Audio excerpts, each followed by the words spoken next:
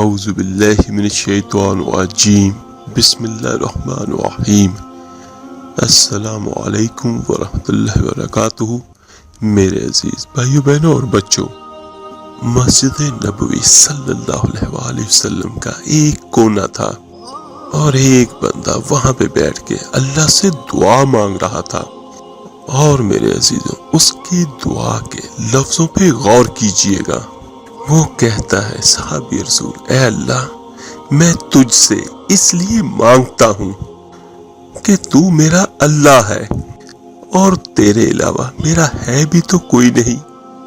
تو وہ یہ دعا مانگ رہا تھا اور مسجد نبوی صلی اللہ علیہ وآلہ وسلم کے ایک کونے میں بیٹھا ہوا تھا۔ میرے آقا کریم صلی اللہ علیہ وآلہ وسلم نے دیکھا تو ایک صحابی سے کہا، وہ جو بندہ دعا مانگ رہا ہے اس کو جا کر بتا دو کہ تمہاری دعا قبول ہو گئی ہے۔ وہ مانگ ہی اس ڈھب سے رہا تھا۔ میرے عزیز بھائیو، اللہ تعالیٰ سے راز و نیاز کی باتیں، جو باتیں بندہ کسی سے بھی نہیں کر سکتا، وہ باتیں بندہ اپنے اللہ سے ڈائریکٹ کرتا ہے اور اپنے دل کے سارے دکھ اور درد اللہ کی دہلیز پر رکھ سکتا ہے۔ اور اللہ کی دہلیز پر جو بندہ اپنی ساری ضرورتیں رکھ دیتا ہے اور پھر یہ دیکھیں کہ اللہ سے مانگتے ہوئے کبھی بھی بندے کو شرم نہیں، حیا نہیں، اس کی وجہ کیا ہے کہ نہ تو اللہ تعالیٰ کسی کو جتلاتا ہے اور نہ ہی دے کر پھر اس کا تذکرہ کرتا ہے۔ اور ایک بات میں پورے یقین کے ساتھ کہتا ہوں، دنیا میں کوئی بھی کسی کی جتنی چاہے مدد کر دے، جتنا چاہے روپیہ پیسہ دے دے، لیکن انسان کا پیٹ تبھی بھرتا ہے جب اس کو اللہ دے۔ اس کی وجہ اللہ تعالیٰ دیتا ہے تو بے حساب دیتا ہے۔ اور دوسرا، جب بھی اللہ تعالیٰ سے مانگتے ہیں تو مانگتے ہوئے یہ فخر بھی محسوس ہوتا ہے کہ ہم اپنے اللہ سے مانگ رہے ہیں۔ اگر کسی اور سے مانگیں تو جھجک لگتی ہے، شرم آتی ہے کہ وہ کیا کہے گا، اور اگر کوئی دے گا بھی تو ایک بار دے دیا، 2 بار دے دیا، کتنی بار دے گا۔ تو اللہ تعالیٰ سے جتنی بار بھی مرضی چاہے مانگ لیں، بلکہ اللہ تعالیٰ تو نہ مانگنے پر ناراض ہوتا ہے۔ اور اللہ تعالیٰ سے مانگنے پر ایک اپنائیت ہوتی ہے۔ اس کی وجہ کیا کہ اللہ تعالیٰ ہمارا رب ہے اور ہمارا اللہ تعالیٰ سے رشتہ بہت گہرا ہے۔ اور ایک بات، دعا بذات خود ایک عبادت ہے۔ جب ہماری ساری ضرورتوں کا کفیل اللہ ہے تو پھر اگر ہم اللہ سے نہیں مانگیں گے تو اور ہم کس سے مانگیں گے؟ اور جب اللہ سے بندہ مانگتا ہے تو پھر اللہ تعالیٰ مانگنے والوں کی لاج بھی رکھتا ہے۔ اللہ تعالیٰ قرآن پاک میں فرماتا ہے، تمہارا رب حیا کرنے والا کریم ہے۔ جب بندے اس کے سامنے ہاتھ پھیلا کے دعا مانگتے ہیں تو اللہ تعالیٰ فرماتا ہے کہ مجھے شرم آتی ہے کہ میں ان کے اٹھے ہوئے ہاتھ خالی کیسے موڑ دوں۔ تو اللہ تعالیٰ فرماتا ہے، جب انہوں نے مجھ سے مانگا ہے تو اگر میں بھی نہیں دوں گا تو اور کون دے گا؟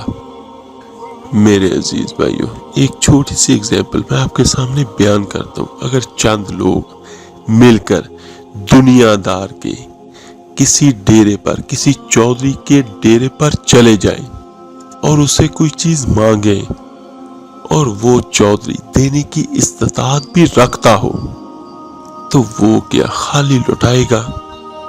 کیونکہ اس کے ذہن میں یہ بھی ہوگا کہ اتنے لوگ آئے ہیں میرے پاس تو وہ کیا کہیں گے، اور پھر میرے تو ڈیرے داری کی شان کے خلاف ہے کہ میں ان کو خالی لٹا دوں۔ میرے عزیز بھائیو، جب دنیا دار خالی نہیں لٹاتا تو اللہ تعالیٰ کیسے کسی کو خالی لوٹا سکتا ہے؟ جب بندے اللہ کی دہلیز پہ آ جائیں، ماتھا ٹیک دیں، تو اللہ تعالیٰ بندوں کی ضرورتوں کا کفیل ہے اور ان کے ہر درد کو بغیر کہے جاننے والا ہے اور ہر کسی کی ہر قسم کی ضرورتوں کو پورا کرتا ہے۔ اور دوسری بات، علماء کرام فرماتے ہیں کہ دعا ہر صورت قبول ہوتی ہے۔ نمبر 1 یا تو یہ ہے کہ فوراً قبول ہو جاتی ہے، جو مانگا اللہ نے فوراً عطا کر دیا، اور دوسرا اور کبھی ایسے ہوتا ہے کہ فوراً نہیں ملتا، اس میں کوئی حکمت ہوتی ہے اور فوری دینا مناسب نہیں ہوتا، تو پھر اس کو فوری نہیں دیا جاتا، لیکن کچھ عرصے کے بعد جو اس کی چاہت ہوتی ہے وہ اس کو مل جاتی ہے۔ اور تیسرا کبھی ایسے ہوتا ہے نہ فوری دیا جاتا ہے اور نہ دیر سے دیا جاتا ہے، بلکہ اس دعا کو ذخیرے میں جمع کر لیا جاتا ہے، اور قیامت کے دن اللہ تعالیٰ اس دعا کے عوض اس کو بدلہ عطا کرے گا، اور یقیناً میرا اللہ سب سے بہتر عطا کرنے والا ہے۔ اور ایک حدیث میں آتا ہے کہ حشر کے دن جب ان دعاؤں کا بدلہ دیا جائے گا جن کا بدلہ دنیا میں نہیں ملا تھا، یعنی جن کی جو دعا دنیا میں قبول نہیں ہوئی تھی، تو ان کا اتنا اچھا اجر ملے گا کہ لوگ دعا کریں گے اس وقت کاش دنیا میں کوئی بھی دعا قبول ہی نہ ہوئی ہوتی، اور سارے صلے ہمیں آخرت میں ملتے۔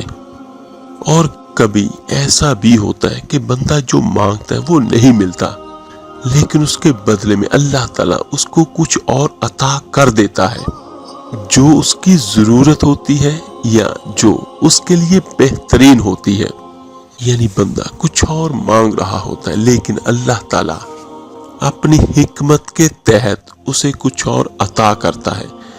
اور ایسے بہت سارے واقعات ہر انسان کی زندگی میں ضرور ہوں گے۔ میری زندگی تو ایسے واقعات سے بھری ہوئی ہے۔ بہر صورت میرے عزیز بھائیوں بہنوں اور بچوں، دعا ہر صورت قبول ہوتی ہے، اور اللہ تعالیٰ بندوں کے اٹھے ہوئے ہاتھوں کو پسند کرتا ہے۔ اور دوسری بات میرے عزیزوں، آپ چاہے اربوں خربوں روپے خرچ کر لیں، عزت وہ دیتا ہے، اور ذلت بھی اللہ کے ہاتھ میں ہے، سارے خزانے اسی کے پاس ہیں، بادشاہی بھی اللہ دیتا ہے، اور بادشاہی سے محروم بھی اللہ کر دیتا ہے، کیونکہ اللہ تعالیٰ سب سے بڑا بادشاہ ہے۔ وہ دیکھیں کہ اللہ تعالیٰ نے حضرت یوسف علیہ السلام کو کنویں سے نکالا اور مصر کے تخت پر بٹھا دیا۔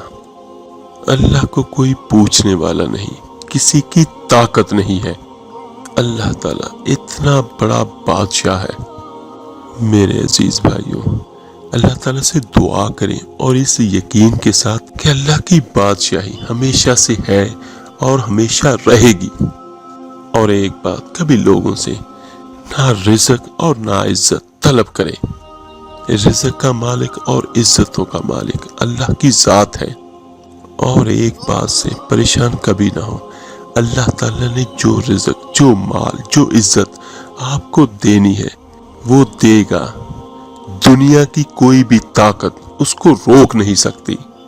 اور ایک بات، عزت کے لیے، رزق کے لیے یا کسی بھی چیز کے لیے میرے عزیز بھائیو اپنے آپ کو مخلوق کے سامنے ذلیل نہ کریں، بلکہ اللہ کے سامنے جتنے گریں گے اتنا اللہ تعالیٰ مال و دولت اور عزت سے نوازے گا۔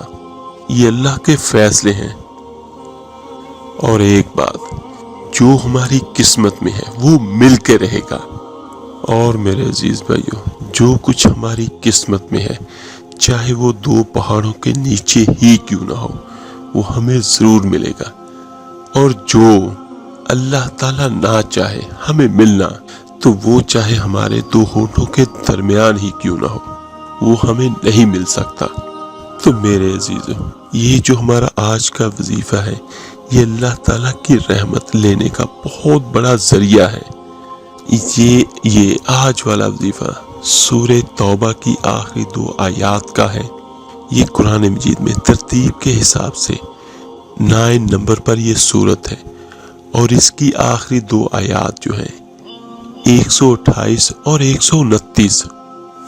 اعوذ باللہ من الشیطان الرجیم، بسم اللہ الرحمن الرحیم، لقد جاءکم رسول من انفسکم عزیز علیہ ما عنتم حریص علیکم بالمؤمنین رؤوف الرحیم، تمہارے پاس تم ہی میں سے ایک پیغمبر آئے ہیں، تمہاری تکلیف ان کو گراں معلوم ہوتی ہے اور تمہاری بھلائی کے خواہش مند ہے، اور مومنوں پر نہایت شفقت کرنے والے اور مہربان ہے۔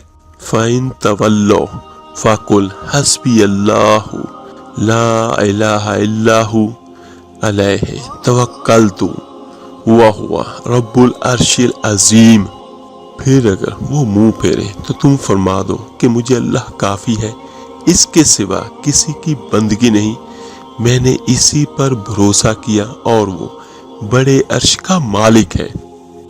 میرے عزیز بھائیو بہنوں اور بچوں، یہ کوئی بہت بڑی آیات نہیں ہے، چھوٹی سی آیات ہے، اور شکر الحمدللہ ہم مسلمان ہیں، ہمارے سارے گھروں میں قرآن پاک لازمی ہے، اور پھر ان کو آپ گوگل سے بھی بآسانی ڈاؤن لوڈ کر سکتے ہیں، تو ان کو یاد کریں اگر یاد نہیں ہے۔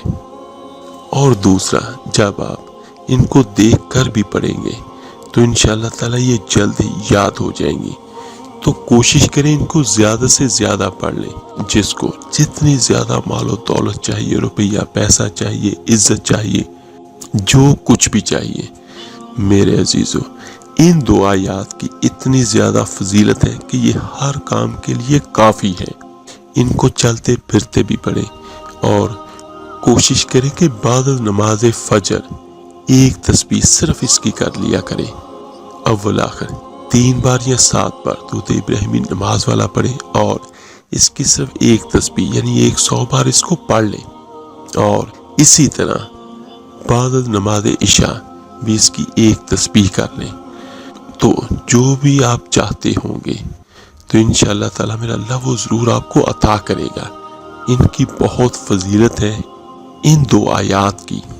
یہ دو آیات آپ کی ہر حاجت کو بھی پورا کریں گے، اور آپ کی ہر مشکل، ہر پریشانی کو بھی ختم کریں گے انشاءاللہ۔ اللہ تعالیٰ سے دعا ہے اللہ تعالیٰ آپ کو، مجھے، ہم سب کو قرآن پاک کی برکتیں عطا فرمائے، آمین ثم آمین۔ آپ میرے لیے دعا کیجئے گا، میں آپ سب کے لیے ضرور دعا کروں گا۔ اس ویڈیو کو لائک اور شیئر ضرور کیجئے گا صدقہ جاریہ سمجھ کر۔ تو ملتے ہیں انشاءاللہ تعالی جلدی ایک نئے لطیفے اور عمل کے ساتھ۔ اپنا بہت بہت خیال رکھیے گا۔ اللہ حافظ۔